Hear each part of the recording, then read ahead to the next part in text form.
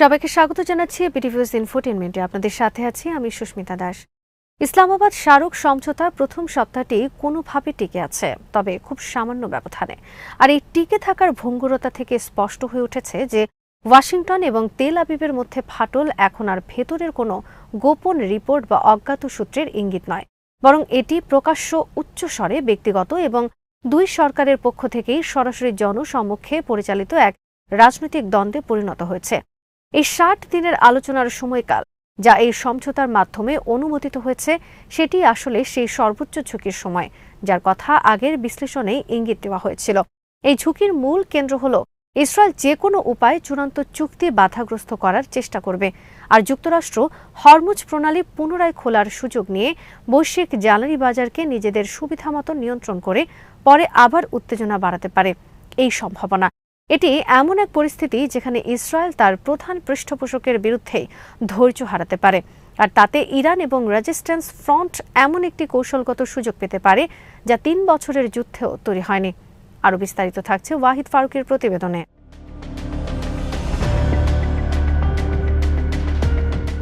লেবাননের ক্ষেত্রে যে ৫ মাসের সময়সূচির কথা বলা হচ্ছে তা এই বৃহত্তর সংঘাতের আরেকটি গুরুত্বপূর্ণ দিক। সমঝোতা স্বাক্ষরের কয়েক ঘণ্টার মধ্যেই ইসরায়েলি সামরিক কমান্ড তাদের নিজস্ব মোতায়েন মানচিত্র প্রকাশ করে, যেখানে দেখা যায় যে তারা লেবাননের ভেতরে প্রায় ১০ কিলোমিটার পর্যন্ত অগ্রসর হয়ে অবস্থান নিয়েছে, বিশেষ করে আলী আল তাহের এবং কাফর তিবনিত অঞ্চলের আশেপাশে। এই মানচিত্র প্রকাশ কেবল প্রতিরোধ ফ্রন্টের জন্য নয়, বরং সরাসরি ওয়াশিংটনের জন্য একটি চ্যালেঞ্জ হিসেবে দেখা হচ্ছে, কারণ এতে তেল আবিব ইঙ্গিত দিয়েছে যে উত্তরাঞ্চলীয় বসতিগুলোর নিরাপত্তা কী হবে তা অন্য কেউ নির্ধারণ করবে না।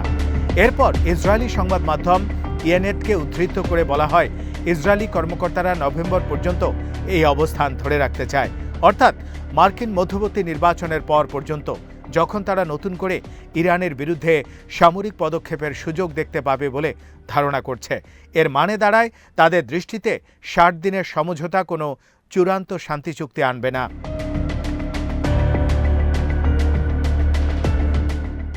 এই অবস্থান লেবানন ফ্রন্টকে একটি সীমিত কৌশলগত বিরোধ থেকে একটি ঘোষিত দীর্ঘমেয়াদী সংঘাতে রূপান্তরিত করছে।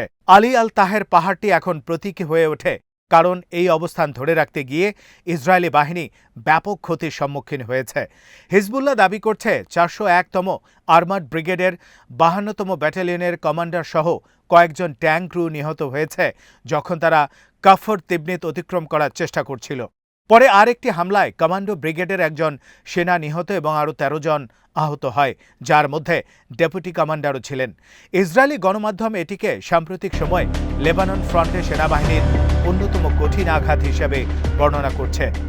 তবু ইসরায়েল সেই পাহাড় দখলের প্রচেষ্টা চালিয়ে যায়, যা প্রমাণ করে যে তারা রাজনৈতিক সময়সূচির বাইরে গিয়ে কৌশলগতভাবে অবস্থান ধরে রাখতে চায়, যদিও তা বড় ক্ষতির বিনিময়ে হয়।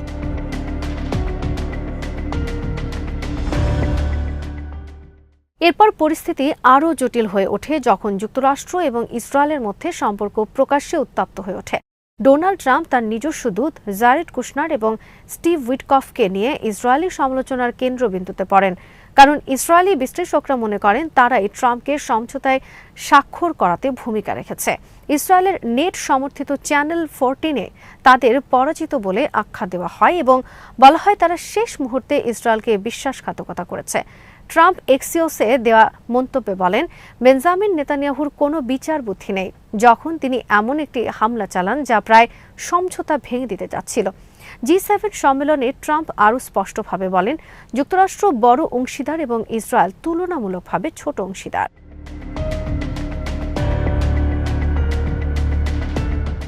যুক্তরাষ্ট্রের ভাইস প্রেসিডেন্ট জেডি ভান্সও ইসরায়েলের বিরুদ্ধে সরাসরি কঠোর অবস্থান নেন।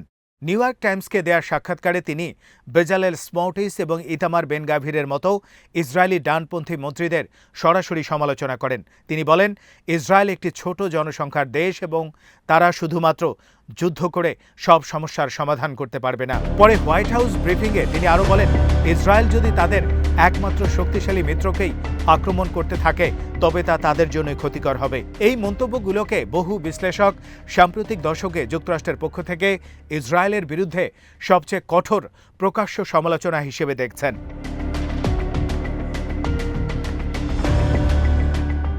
ইসরায়েলের অভ্যন্তরীণ রাজনৈতিক প্রতিক্রিয়াও একইভাবে বিভক্ত। স্মোট্রিচ এবং বেন গাভিরের প্রকাশ্যে ঘোষণা করেন তারা এই সমঝোতা মানবেন না। বেন গাভির সামাজিক মাধ্যমে ভান্সকে উদ্দেশ্য করে বলেন, ইরানের বিরুদ্ধে ব্যবস্থা নিতে হলে তাকে দ্বিতীয় বিশ্বযুদ্ধে নাৎসিদের মতো আচরণ করতে হবে। অন্যদিকে ইসরায়েলি প্রতিরক্ষা মন্ত্রী ইসরায়েল কাটস এবং সেনাপ্রধান আয়াল জামির সহ নিরাপত্তা প্রতিষ্ঠানের বড় অংশ এই সমঝোতাকে কৌশলগত বিপর্যয় হিসেবে দেখছেন বলে ইসরায়েলি সংবাদ মাধ্যমে প্রতিবেদন প্রকাশ করা হয়।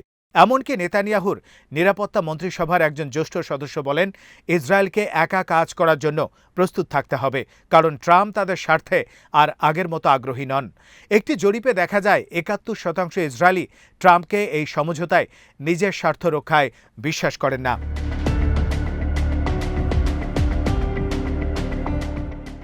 এই পরিস্থিতিতে সবচেয়ে গুরুত্বপূর্ণ পরিবর্তন হলো যে যুক্তরাষ্ট্র ইসরায়েলের প্রধান কৌশলগত পৃষ্ঠপোষক হিসেবে দীর্ঘদিন কাজ করেছে। এখন সেই সম্পর্কের মধ্যেই প্রকাশ্য অবিশ্বাস ও চাপ তৈরি করা হয়েছে। এর ফলে ওয়াশিংটনের জন্য বড় কৌশলগত ঝুঁকি তৈরি হচ্ছে, কারণ ইসরায়েলের যে কোনো সামরিক পদক্ষেপ সরাসরি যুক্তরাষ্ট্রের কূটনৈতিক আলোচনাকে ক্ষতিগ্রস্ত করছে। প্রতিটি লেবানন আক্রমণ বা উত্তেজনা বৃদ্ধির ঘটনা ইরানের সঙ্গে আলোচনার গতি থামিয়ে দিচ্ছে।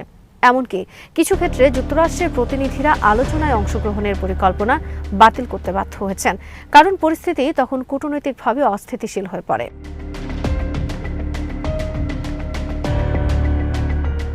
এই প্রেক্ষাপটে ইরান তুলনামূলকভাবে ভিন্ন কৌশল গ্রহণ করেছে। ইসরায়েল যখন লেবাননে হামলা চালায় এবং সাধারণ নাগরিকদের ক্ষতি করছে, তখন ইরান সরাসরি সামরিক প্রতিক্রিয়া না দেখিয়ে হরমুজ প্রণালী সাময়িকভাবে বন্ধ করে দেয়। এটি একটি অর্থনৈতিক চাপের হাতিয়ার, যা যুদ্ধক্ষেত্রের বাইরে থেকেও বড় প্রভাব ফেলে।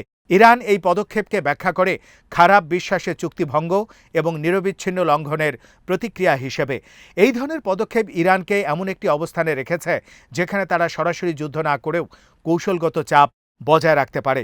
এই পুরো পরিস্থিতি ধীরে ধীরে এমন এক আঞ্চলিক বাস্তবতা তৈরি করছে যেখানে ইসরায়েল নিজেই নিজেকে বিচ্ছিন্ন করছে বলে মনে হয়।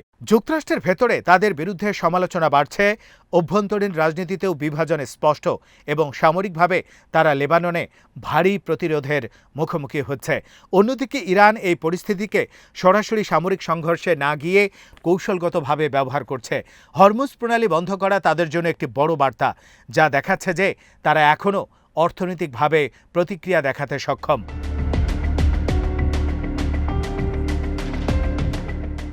সবচেয়ে বড় প্রশ্ন এখন সময়ের। নভেম্বরকে কেন্দ্র করে ইসরায়েলি কর্মকর্তারা যে কৌশলগত সময়সূচি নির্ধারণ করেছে, সেটি এই সংকটের পরবর্তী অধ্যায় নির্ধারণ করবে। এই 5 মাসে পরিস্থিতি শান্ত হবে নাকি আরও উত্তপ্ত হবে, তা নির্ভর করছে ওয়াশিংটন, তেল আবিব এবং তেহরানের মধ্যে ক্ষমতার ভারসাম্য কিভাবে পরিবর্তিত হয় তার উপর। এই সময়টি নির্ধারণ করবে ইরান এবং রেজিস্ট্যান্স ফ্রন্ট কূটনৈতিক চাপকে দীর্ঘমেয়াদী কৌশলগত লাভে রূপান্তর করতে পারবে কিনা, নাকি পুরো অঞ্চল আবারও নতুন এক সংঘাত চক্রে প্রবেশ করবে।